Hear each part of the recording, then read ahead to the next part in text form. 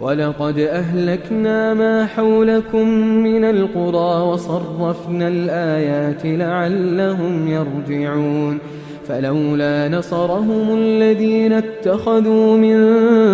دون الله قربانا آلهة بل ضلوا عنهم وذلك إفكهم وما كانوا يفترون وإذ صرفنا إليك نفرا من الجن يستمعون القرآن فلما حضروه قالوا أنصتوا فلما قضي ولوا إلى قومهم منذرين قالوا يا قومنا إنا سمعنا كتابا أنزل من بعد موسى مصدقا لما بين يديه